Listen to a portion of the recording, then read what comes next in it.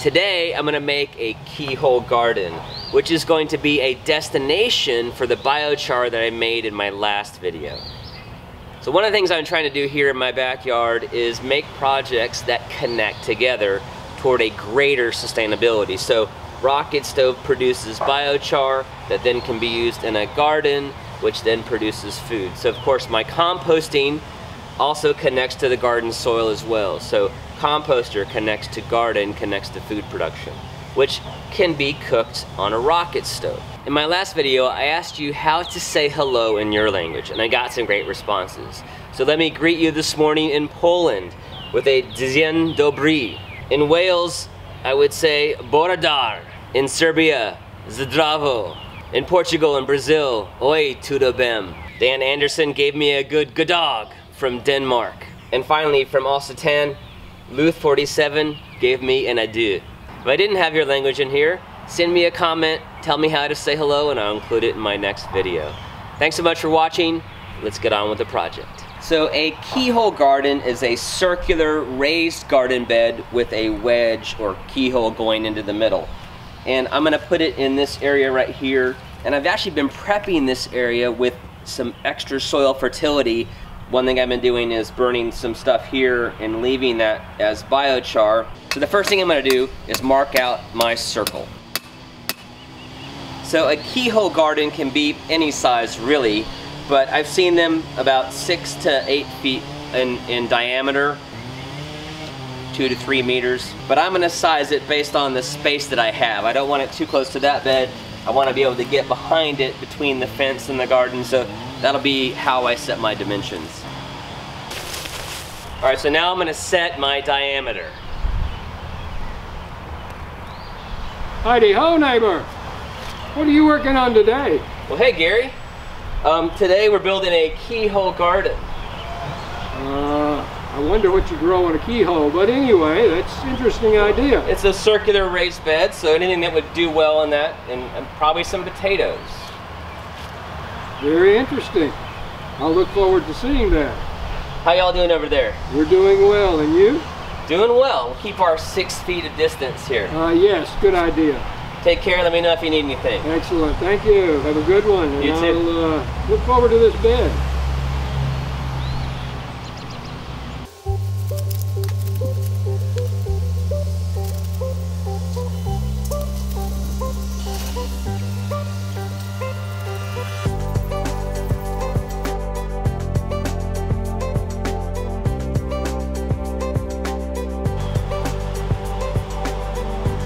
Alright, so now I've got my circle staked out, and I'm gonna go back, and wherever I've got a stick, I'm gonna put in a metal fence post.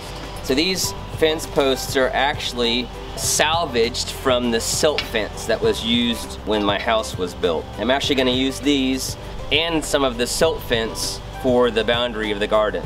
So I'm actually gonna start by setting where my keyhole is going to be. So this section here will be open to the middle of the garden. I'm choosing where this alignment happens first.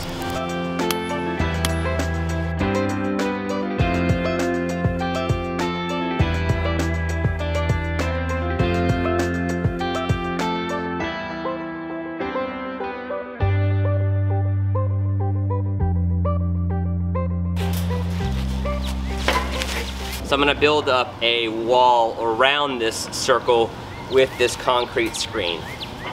But I'm gonna cut it in half first. Actually, this is something I used for a different project that isn't in use anymore, so I've been saving this for something just like this. Whew. It's getting a little warm out here. It's actually gonna be about almost 80 degrees here in Georgia today. So I'm gonna switch out the sweatshirt. Of course, this isn't my Green Shorts merch. This is my 2018 Atlanta United MLS Cup Championship t-shirt. Maybe think about the fact that football, soccer, is something that we all have in common. In Atlanta, we say the spike unites us. And my hope is that YouTube videos will unite us. All right, back to the project. All right, I'm gonna start by cutting these two pieces apart. Got some wire here holding them together. I'm gonna cut that off, and then I'm gonna cut them in half.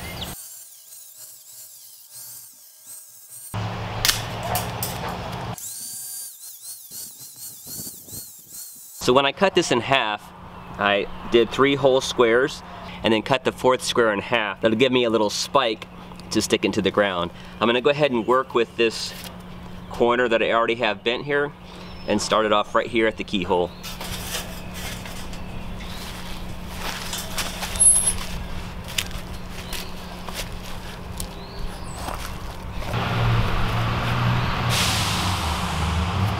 Now with this into the ground, I'm going to attach it to each of the posts. This is the metal fence that was behind the silt fence to support it, and it's about the consistency of baling wire, which if you watched Adam Savage's dinosaur headlamp, you'll know that baling wire is something every shop should have.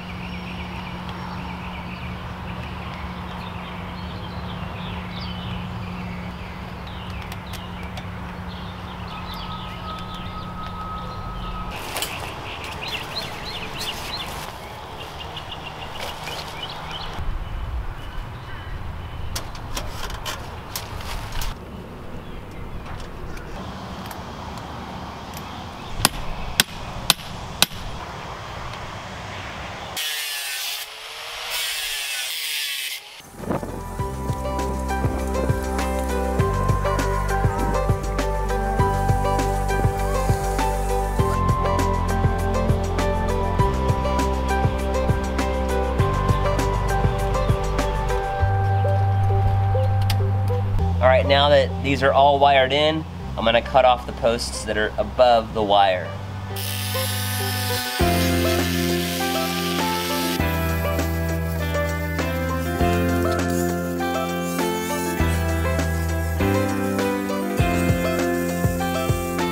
So I'm actually throwing the cutoffs into the middle of this garden. One of the first ingredients in our keyhole is going to be rusty metal. So anything that steel, iron, that's going to rust is going to add nutrients to the soil.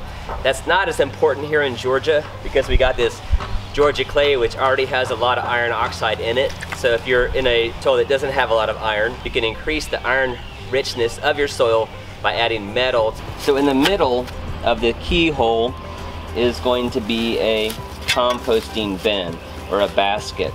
So I'm actually going to move all of this biochar out around the edges, and then I put a little extension on here that I've cut out of the concrete screen. I'm going to wire this together. So to make my basket here in the middle, I'm going to use this wire fencing, and I'm going to do about 2.5 feet across.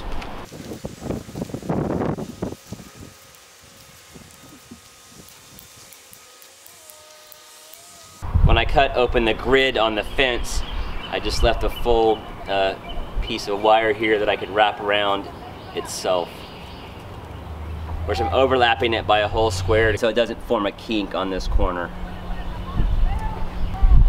A lot of people that build keyhole gardens use sticks in this situation, which makes a compostable basket, which is fine. I mean, if that basket breaks down, you just make another one. I had this fence on hand, so I'm going to use that.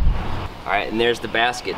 You can actually see why this is called the keyhole garden, because these two elements are shaped like a keyhole. I'm going to do 2 things before I secure this in place.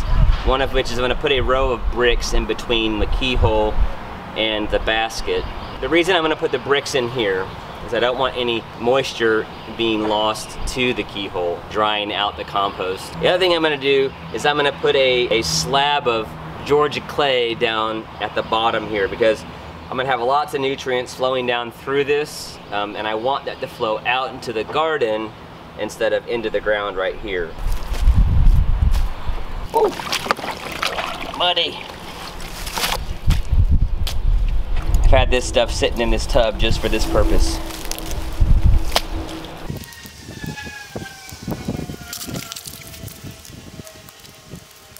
Eventually that clay is going to break down, but for the time being it's going to help it kind of establish those water pathways, moisture pathways out into the garden bed.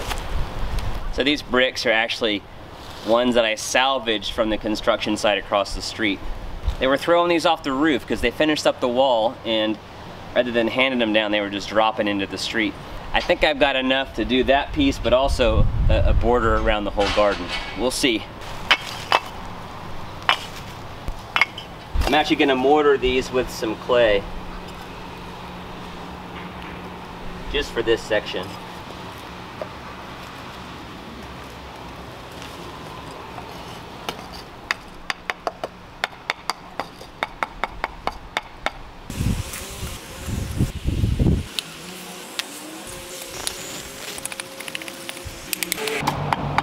With my brick wall in place, I'm going to seat the basket down into the mud right up against the brick. With the basket and keyhole complete, now I'm ready to wrap the walls in silt fence. All right, so I'm reusing this silt fence that I saved from my house construction. Are you picking up on a theme here? Yeah, I'm a pack rat. What I'm gonna use this for is to line the inside of the concrete screen walls here to support the soil. Silt fence is designed to hold back silt. That's what it's for, to stop erosion. So it isn't gonna keep in moisture, which is why I'm gonna cover the outside with bricks. Otherwise this would let moisture wick out of the garden, and I want the moisture staying inside. I'm gonna temporarily anchor this with some bricks on the inside.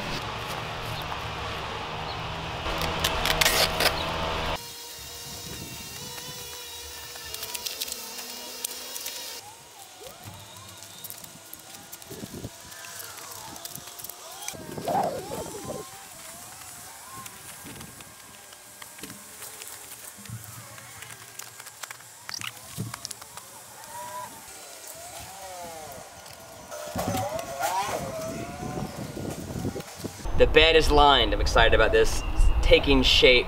So the next step is to fill it. And I mentioned the metal that can go on the bottom, but since I've already got iron-rich soil, I'm going to move on to the next step, which is wood. So we're gonna use a hugelkultur method to start building up this garden bed. So I'm out here in my side yard where I've left some of these larger limbs that have fallen. They're already starting to rot. They're on their way to becoming soil, so I'm going to capture these and put them in the bottom of the garden.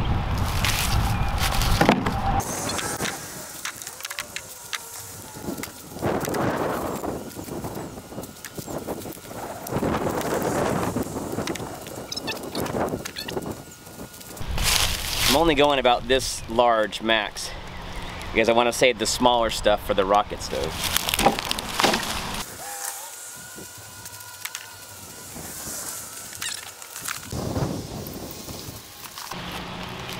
So I'm going to start with the bigger logs, and I'm going to lay them in a star pattern, moving away from the central basket out to the edge. Those are going to begin to act as water and nutrient pathways once they rot down. But I am also going to stop them about 6 inches in from the edge of the garden, because I don't want to carry those nutrients right out to the edge.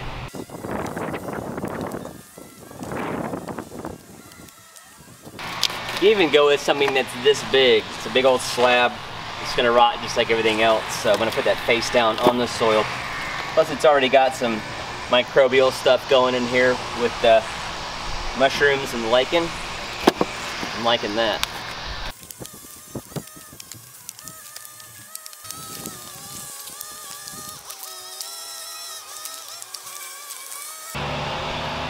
All right, so this layer's done. And now I'm actually going to cover this with some wood chips. It's only appropriate that we have a leaf blower. Just the way it goes. So I've got a load of mulch here, and I'm going to put about a 6-inch layer of mulch down. The goal being to get it down to the ground in between the sticks. And this is actually fresh mulch. I just got it, so this is actually going to absorb nitrogen for a while. In fact, a fresh hugel bed is going to absorb nitrogen the first year. So once I put this layer of wood chips down, and I'm going to come back with a layer of nitrogen.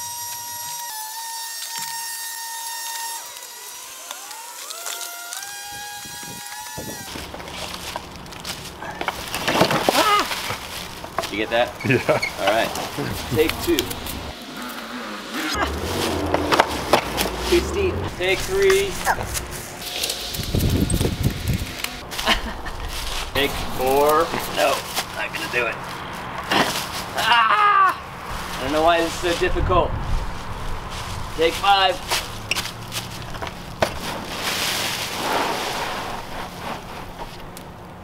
Woo! Can't seem to overcome the laws of physics. It's okay, I never had that illusion. Even though these are fresh wood chips, I am getting them from the bottom of the pile, where at least they're already wet. So that's gonna help start them breaking down more quickly.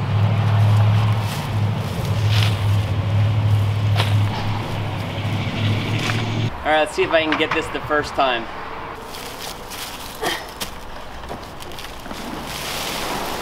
Yes!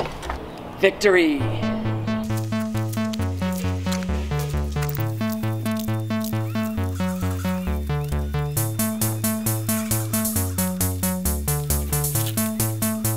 All right, so my dad brought me some wood chips from his shop, and he told me that there isn't any treated lumber in this mix. So I'm gonna use that in this layer as well.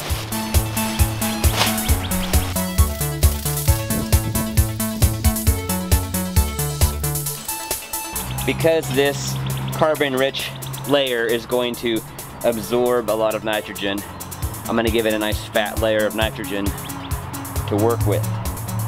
And by that I mean greens. I'm gonna scrape this whole mass of weeds right off the yard.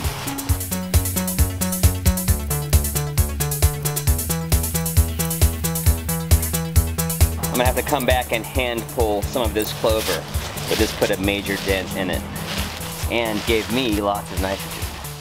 Looking for a 4 to 6 inch layer here, and I'm not really concerned about these being weeds because they'll be below the germination layer. So this tall grass here is actually my winter rye cover crop that I had on that hugelkultur bed. The stuff that's in the bed, I'm gonna just knock it down with a layer of wood chips and lock that nitrogen in there. But the stuff that's kind of crept out into the yard here, I'm gonna pull up and move to the Keyhole garden. Again, as I pull it out, I'm gonna try and get a little bit of soil with it because I want that whole microbial community to come. And that's because nutrients from the soil have to go through bacteria, microbes, in order to get to the plants. The nutrients don't go directly from soil to plant, they go soil to bacteria to plant. So that's why the microbes are so important in the soil.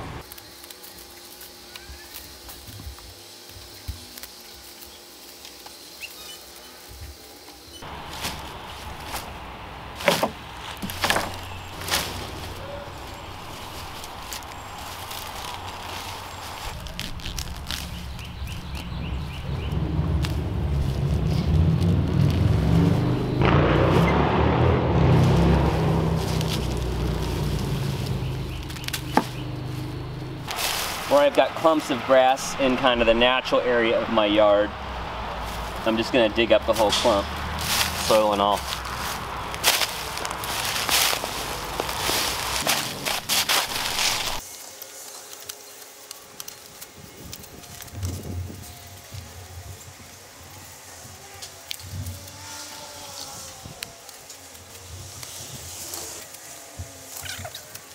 All right, so the pile here behind me is where I've been stockpiling material that I want to put into this Keyhole garden.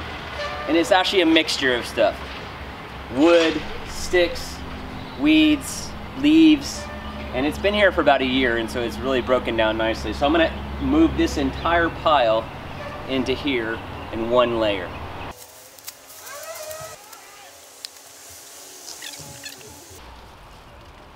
Where I have longer pieces like this, I'm gonna lay them in that star pattern again. I've also got some mycelium action here as well as some termites, which are gonna be fine in this garden.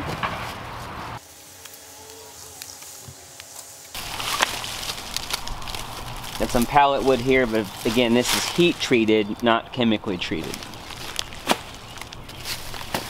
I also know I saw a chipmunk running in and out of this pile, so I'm going to keep an eye out for him.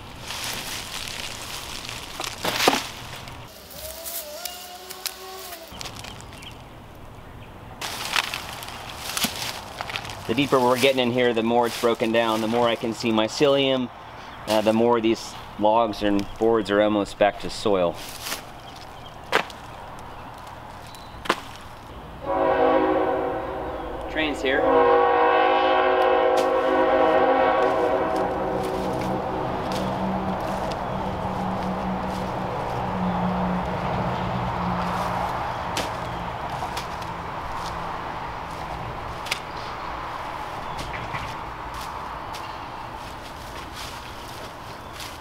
So down here on the very bottom, this piece of wood is pretty much turning back into soil.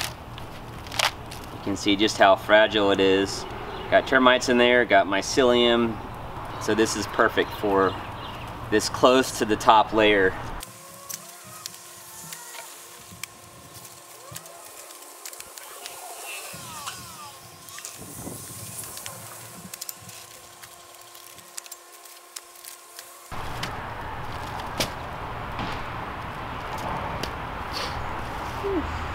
Before I add another layer, I'm gonna water this in. Ideally this would have been rainwater, but I don't have any rainwater right now.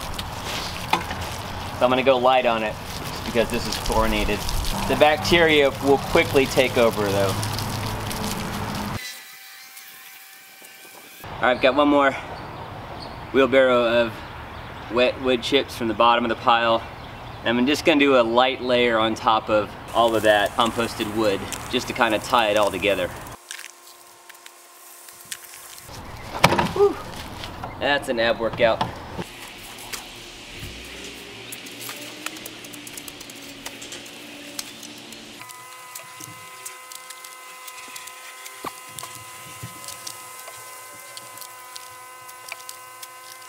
As usual, we're running out of daylight, and I actually don't have enough topsoil to finish this off, so I'm gonna actually lay the wood chips thicker on this half and let that cook down for a while, so I have enough soil to show you how we're gonna finish off that half. All right, I'm beat. It's hard work. I'm gonna put the last layer of mulch down. So one more element I'm going to add to increase the fertility of this garden, of course, is the biochar that I made in the biochar reactor.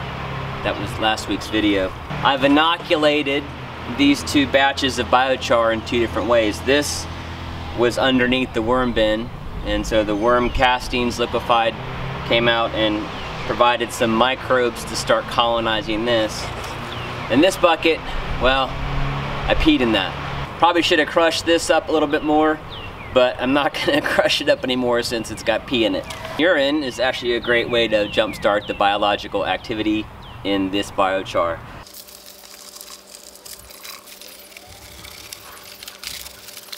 To the top of that, I'm gonna add some partially composted leaves.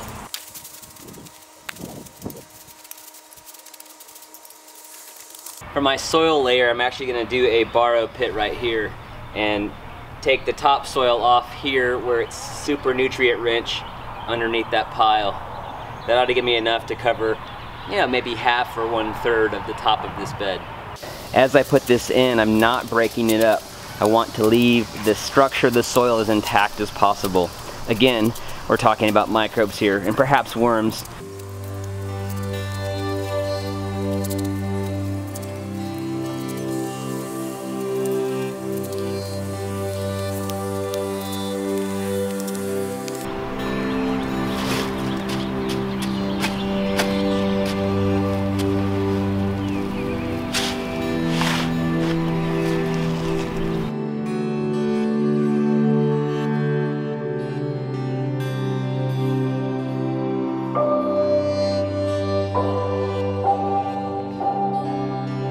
Who needs a gym when you have a YouTube channel that builds stuff? At least in this case, there's a lot of hoofing today. So now that I've got the final layer that I put on the top here is just a thin layer of the wet wood chips. That's just to prevent that soil from succumbing to the weeds. And so I'll keep an eye on that. I'm gonna let this cook down for probably a couple weeks before I plant anything in it, just to let it get rained on a couple times. I'm gonna water it some more right now, but that will allow it to kind of settle in and be ready for some plants. The other half, I'm gonna actually probably add another nitrogen layer and then some more wood chips on top and let that cook down. This whole thing is probably gonna sink, I would guess, 4 to 6 inches, just as all the air gaps in there start to settle in and gravity takes effect. And as that hugelkultur layer breaks down, turns into soil, super nutrient rich, I'm just gonna keep adding soil to the top. So I'll definitely be doing a no-till method on this garden, where I'm just gonna cut in a small spot to plant a seed or a seedling, and that will be fine to get that plant started. All right, so the last thing to do on this build today is to show you how I'm gonna do the brick sides. I may not have enough brick to do the whole thing.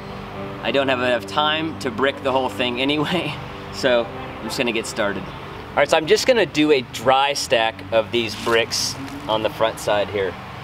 So that would require that this be level. So I'm gonna grab my shovel, come in here and just dig myself a little level trench there to get started with the bricks.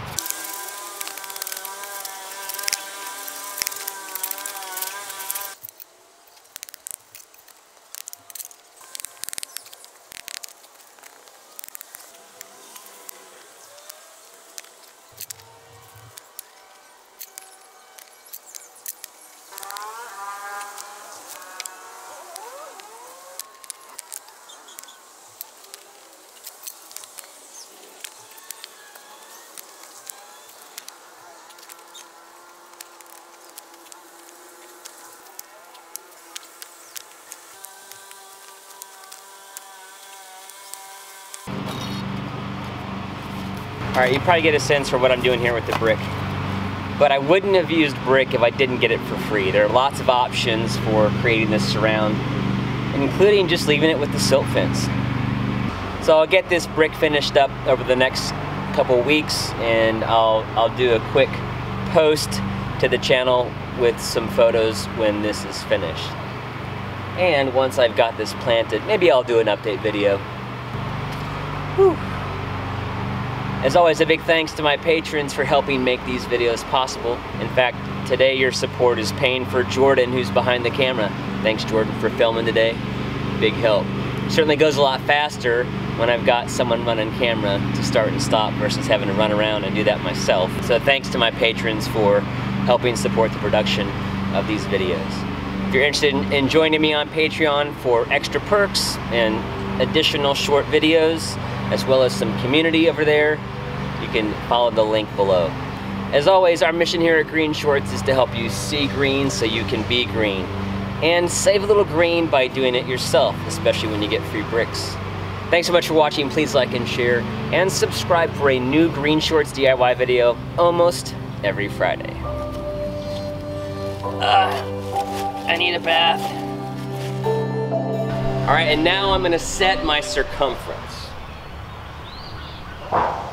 Howdy ho, neighbor. Actually, hang on a second. I looked up there before you said anything. Timing. Yeah, I know. Just sense something coming.